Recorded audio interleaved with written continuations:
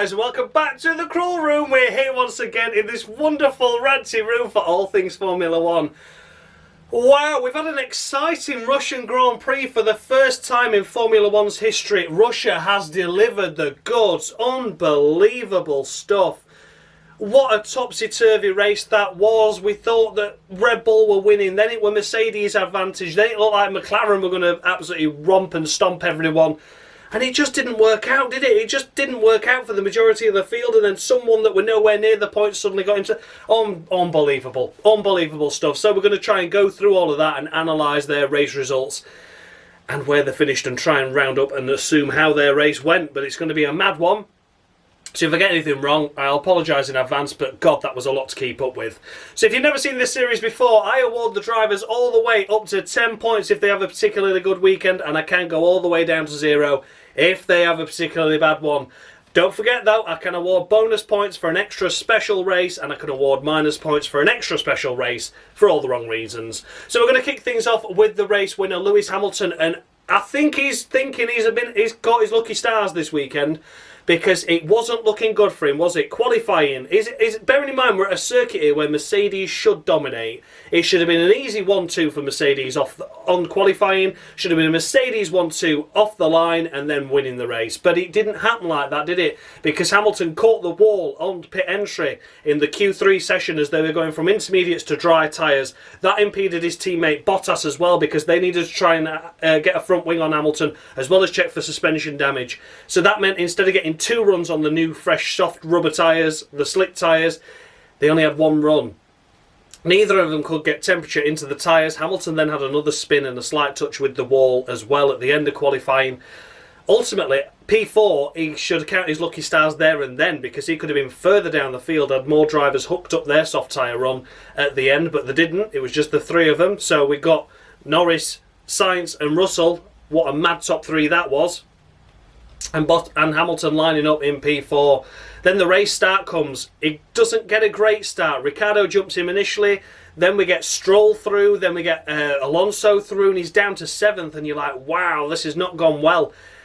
And then when the first pit stops came, the first round of pit stops, it was Stroll, Sainz, Ricardo. They all jumped, didn't they? And went into the pits. And in the end, Hamilton stayed out, and it looked to be the wrong call for starters. But then the race came to the people that were staying out a lot longer, because they had found the pace. They'd gone through the graining phase of the tyre, the track was rubbering in, and they're able to deliver consistent laps. Even though the tyre was degrading, the track was rubbering in, it limited either effect. So it was a really, really good call by the cars that stayed out, Hamilton being one of those. He rejoined the race in a net 4th overall, wasn't it? After everyone else had pitted and done their stop, so he would have been 4th. He picked through Sainz and Stroll, which put him into P2, and that's where he remained up until the last 3 laps of the race, where we had a deluge and a downpour. It was getting drizzly within the last sort of 6 laps, wasn't it? They elected, look, Lewis, come on, we need to get you on inters here, pal. The rain is coming. Norris stayed out. Hamilton pitted. They were 35 seconds ahead of Sainz at this point, weren't they? So it was worth the gamble. I don't think they'd have lost that much time if the gamble wasn't there. And the rain came, and the inters were the right tyre. Lando Norris sliding off the track, and Hamilton taking the victory by over 50 seconds in the end. Over his title rival, Max Verstappen. I mean, where the hell he came from, I've no idea. But so Lewis Hamilton, he's won his 100th Grand Prix, the first ever person in the world to get 100 wins in Formula One. Absolutely fantastic effort. But my God, he made that hard work for himself, didn't he? It could have been so much easier, Lewis, had you just got on pole and done what a Mercedes should do around Russia, which is just dominate and win.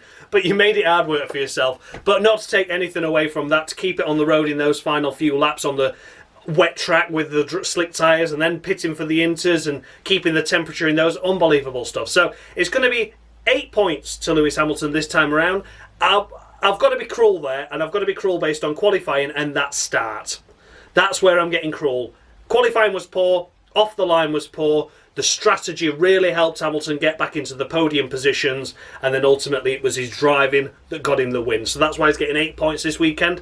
But yeah, an unbelievable race really. He needed to win. He won, but it could have been so much easier. And then we come to Max Verstappen. I mean, this is another one. Talk about roller coaster. Starting at the back with penalties, of course, so didn't bother qualifying.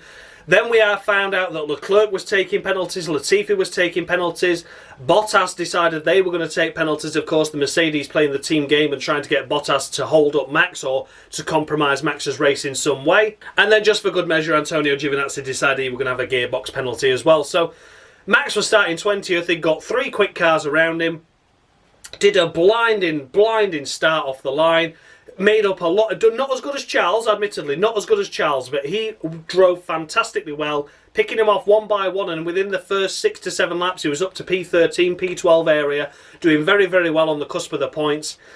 Then he got up to the P6, P7 area, and that's where he stalled and stagnated, wasn't it? He struggled from that point on. He made his first round of stops, came out in that area, got stuck behind Ricardo, Alonso, and Sainz, I believe it was, or would it have been Charles at that point? Charles, because Charles hadn't yet pitted.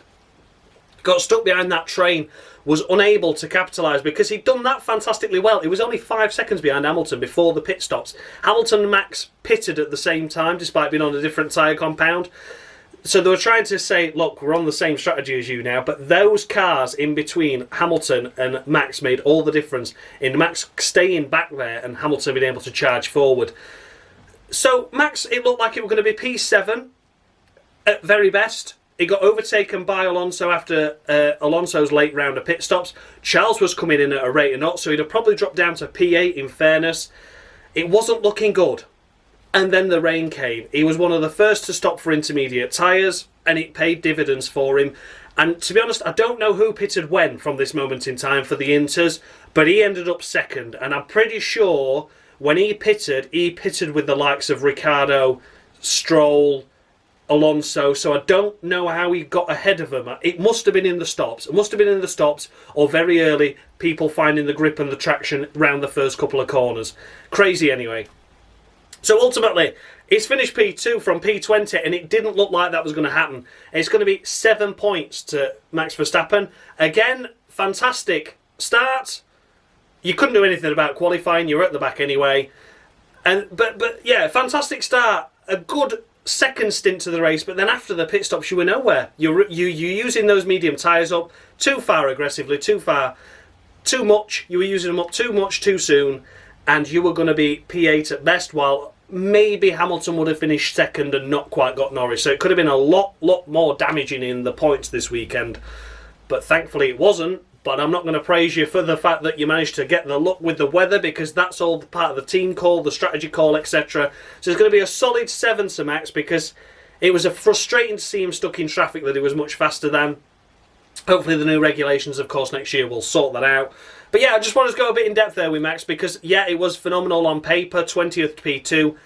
But it was very, very, very lucky. And I don't reward luck on the Crawl Room. I award an overall race. And he should have been P7 at best. So yeah, 7 points to Max Verstappen. And then we come to Carlos Sainz, my personal driver of the day. He delivered in all conditions in the qualifying session. He has done a phenomenal job for Ferrari this weekend. Absolutely sublime. Lining up on the front row of the grid, P2, fractions away from Lando. Starting the race, he took first position. Fantastic effort. He got lost. He got dropped behind Lando then, unfortunately. The McLaren is a faster car overall. Did a cracking job. Then he went for the early pit stops. Didn't look to work out, did it? Didn't look to work out, but he's the only one that made it work. And here he is, P3. He stopped for the intermediate tyres at the right time as well. Can't remember when he did it, but he did it correctly, obviously, because here he is in P3. A cracking effort by Sainz. So it's going to be 11 points. He's going to get a bonus point for that. That was a stunning drive by Sainz. Just a cracking effort. Next up, Daniel Ricciardo. Another solid weekend by the McLaren team. We'll get to his teammate in a minute. Ricciardo not got the pace of his teammate, but driving incredibly well, putting in some good overtaking opportunities when they arose, and keeping Hamilton behind him at bay for as long as he did in that first stint of the race really helped his teammate Lando maintain the lead after the round of pit stops. He drove a fantastically defensive race there. And McLaren have delivered now. These last couple of races, McLaren have shown that they are no longer happy with an odd podium. They want to be fighting for podiums regularly, and fair play to them for that, and the odd win as well. We could have seen back-to-back wins by McLaren, couldn't we? So, yeah, when was the last time that happened? Must have been 2012 at the very best. But yeah, Unbelievable stuff by Daniel Ricciardo. It's going to be 9 points to him. Not a perfect 10 just because he wasn't quite on the pace of Lando throughout the majority of the weekend. As mentioned, we'll get to Lando shortly. But yeah, fantastic drive by Danny Ric. Once again, solidifying what he did in Monza. And normally he's been up really well and then doing really badly. He's kept that peak now. He's done that win at Monza. He's got the confidence in himself. He's going for it. So well done, Danny Ric. 9 points. Then we come to Valtteri Bottas. Don't really talk about him. He's disqualified anyway. Got screwed over in qualifying. Got screwed over in the race. Wasn't really interested, I don't think, in making any sort of progress because he couldn't be arsed overtaking anyone. Who can blame him?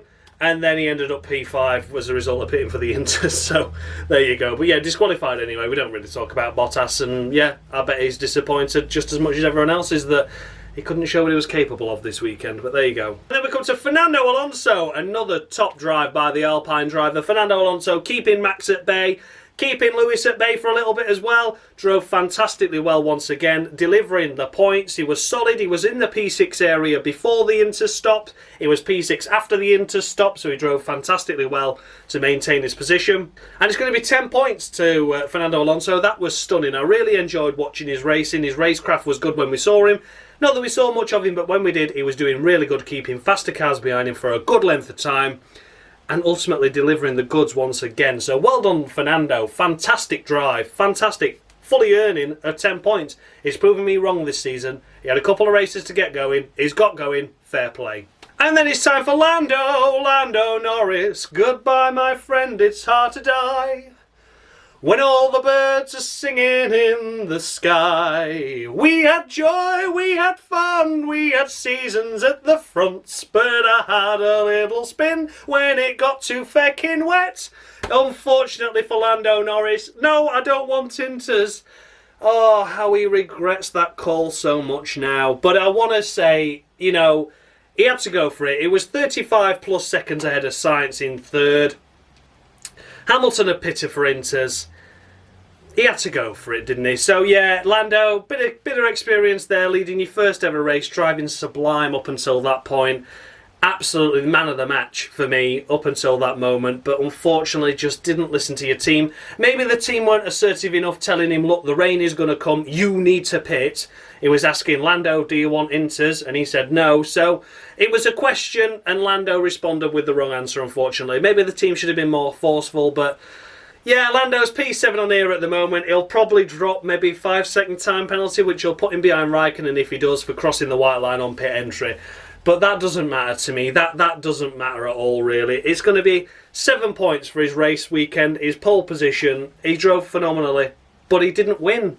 He didn't win. I can't be giving sympathy points out all the time. It's 7 to Lando Norris because he fundamentally made the wrong call at the right moment there. He should have gone for the Inters. Everyone else did. He didn't. Oh, Lando. What a shame. From a maiden pole position. Could have been a maiden victory.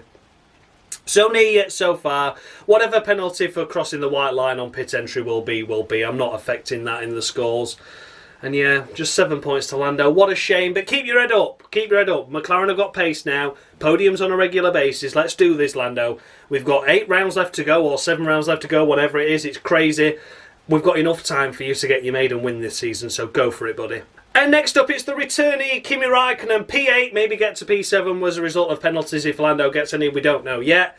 But again, it won't affect the score. It's going to be 9 points. Absolutely stunning race by Raikkonen. He was running around in the 11th, 12th area with the strategy before the intermediates and before the call to go to the intermediate tyres were made, and that elevated him up brilliantly into the points. He was briefly P6 and then slipped behind Alonso and Norris, who he may re-overtake with a penalty at the end of the race. So we'll wait to see on that, but again, 9 points, and that's just going to be because it was a poor qualifying by Alfa Romeo.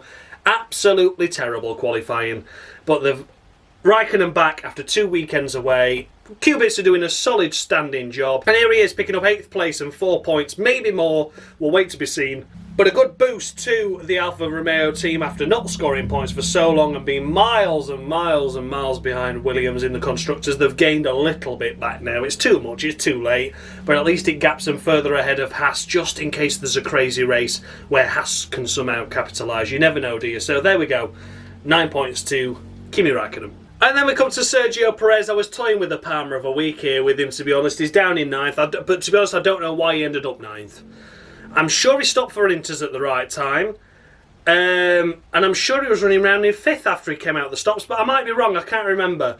But he drove well, didn't he? He didn't put Hamilton under as much pressure as I'm sure Red Bull and everyone else that was supporting Red Bull would have liked him to put Hamilton under pressure. Just got stuck in that DRS train like everyone else. But when he went long with the pit stops, such as like Leclerc did and Hamilton did, he drove in his own race. He suddenly became really good, and he got up into a podium position after the stops, overtaking Alonso and Ricardo to get into the podium places. Then that stop came, and I don't know what happened in the rain. But he should have been higher than that. I'm sorry, he just should have been. So whether he pitted a lap too late, a lap too early, I'm not sure. But it's 3 points to Perez because ultimately, I just feel like I can't give sympathy anymore to that second Red Bull seat because they've given him chances. He's got a next year contract. He drove okay, but at the end of the race, the result still didn't come. So it was a poor qualifying. Got okay in the mid part of the race and the latter half of the race, but didn't finish in the place where he should have done. So there you go. 3 points to Sergio Perez. Lucky to escape a Palmer there. And last but by no means least is George Russell lining up P3 in qualifying. Once again in these drying conditions on the slick tyre this time. He drove impeccably well once again. Qualifying P3, stunning effort. In the race, we always knew he was going to tumble down. Of course we did. Williams was never going to keep ahead of the likes of Hamilton, even the Alpines, etc., the Ferraris. We knew it wasn't going to do that, but he did for quite a while, and fair play to him for that. And then in the end, tumbled down the order as a result of probably the pit stop call because he was one to pit early. And then I think he sort of stayed in the P9, P10 area after the Inters were put on and stayed there. So yeah, it's going to be 8 points to George. A solid weekend. I'd have liked to have seen him maybe finish a bit higher up than just 10th and picking up 1 point though after starting 3rd. I was expecting him to drop to around 8th, to be honest. So yeah, little bit harsh there by me for George's standards. But again, he's driven so well this weekend. I can't keep praising when it's been a bad one. So there you go. Yeah, 8 points to George, the last of the point scorers. Fair play to him for that. Well done. And then we come to Lance Stroll. Renault bought me a rainbow t-shirt. It had yours sacked on the back, you bastards. It had to be, didn't it? Had to be Palmer of the week for Stroll. He drove so well at the start. He qualified wellish as well. And then it all came unfolded in the latter half of the race, mainly because he pitted early for the tyres, which of course was a team call. It wasn't his fault. But then he almost took out his teammate twice. So in fact, he made contact with him. He pushed him up against the wall, and then on the exit of the corner, he tagged him again. Oh, unbelievable. So yeah, Lance, that was silly. That you should have just let Sebastian through, but you didn't. There you go. Palmer of the week. He was doing all right. He wasn't doing anything to offend me. Driving well at the start, and then it just all came undone. And here we are, no points. I know some of it had been strategy call. I know some of it would have been going on to the Inters, etc. But you shouldn't be your teammate. So there you go. Palmer of the week to Lance Stroll. And then it comes to Stroll's teammate Sebastian Vettel, who was hardly stunning himself, was he? He was out in Q2, qualified 11th, got elevated up into P10 with Bottas's grid drop, and then in the race was nowhere. He wasn't in the points at any point, I don't think, apart from staying out long on the tyres and then stopping. So yeah, just 3 points to him for that. Wasn't a fantastic race. Got caught up with his teammate and a tangle there, which wasn't his fault. That was Stroll just coming across on him. Lucky both cars didn't retire. Strong words, I'm sure, in that Aston Martin. And then he's going to go down there, they're shouting at me. He's going, it's all right, Lance, it's all right, we'll look after you. And yeah, both the sign for next year. So I hope they calm it down. I hope there's no any ructions brewing in the paddock after that one. But yeah, silly error by Lance. No points for Aston Martin this weekend. 3 points to Sebastian Vettel. And then we come to the curious case of Pierre Gasly this weekend.